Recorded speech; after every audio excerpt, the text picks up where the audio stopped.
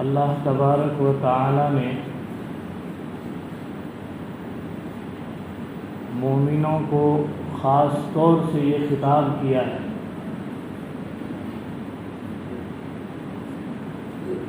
کہ تم ہمیشہ اللہ کی یاد میں رہو اور صبح اٹھو تو اللہ کو یاد کرو، شام ہو جائے تو اللہ کو یاد کرو،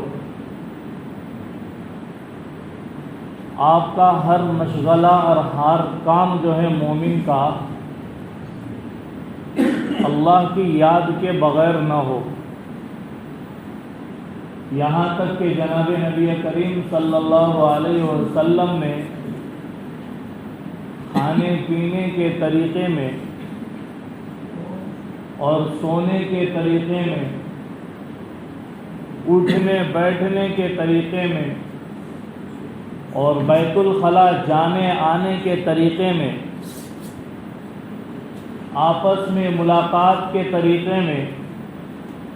سرکار دو عالم صلی اللہ علیہ وسلم نے وہ دعا اور اذکار سکھلائے ہیں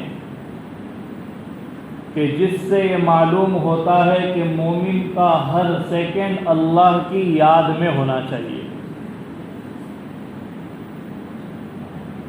اور مومن کبھی اللہ کو بھولتا نہیں ہے، اور جو مومن اللہ کو بھول جائے وہ غافل ہے، اور اس غفلت کو دور کرنے کے لیے اللہ کی یاد ہے، اللہ کا ذکر ہے۔ اسی لیے اللہ تبارک و تعالی اپنے کلام مجید میں فرماتے ہیں کہ تم ان لوگوں کی طرح نہ ہو جاؤ کہ جنہوں نے اللہ کو بھلا دیا، اور ایسے بھلا دیا کہ پھر انہیں خود جو ہے اللہ نے ایسے بھلا دیا کہ ان کو اپنی ذات اور صفات یاد نہ رہے۔ تو اللہ کی یاد ہمیشہ ہونی چاہیے، اس لیے کہ جو بندہ اللہ کو اپنی زندگی میں یاد کرتا ہے مرتے وقت بھی اللہ اسے یاد آئے، اور جسے مرتے وقت اللہ یاد آ جائے وہ سچا مومن، وہ کامل مومن ہے۔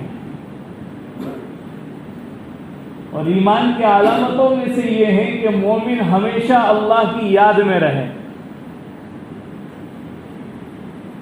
جب بندہ اللہ کو یاد کرتا ہے، اللہ خود قرآن کریم میں فرماتے ہیں وَاذْكُرُونِي أَذْكُرُكُمْ، تم مجھے یاد کرو میں تمہیں یاد کروں۔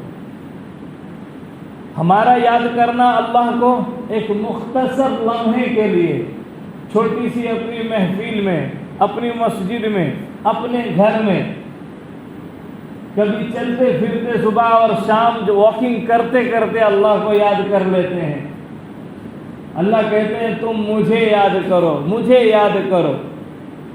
میں تمہیں یاد کروں گا۔ اور ایک بات لازم ہے کہ جب بندہ اللہ کو یاد کرتا ہے تو اللہ اسے اپنے محفل میں، یعنی فرشتوں کے محفل میں اللہ اسے یاد کرتے ہیں۔ کون نہیں چاہتا کہ اس کا نام اللہ سبحانہ و تعالی فرشتوں کی محفل میں لے؟ حدیث پاک میں آتا ہے کہ جب ذکر کی مجلس لگتی ہے، قرآن کریم کی تلاوت کی مجلس لگتی ہے، تو اس وقت جو ہے فرشتوں کی ایک جماعت اس مجلس کو گھیر لیتی ہے، اور اس طرح سے گھیر لیتی ہے کہ آسمان تک ان کے قطار لگے رہتے ہیں،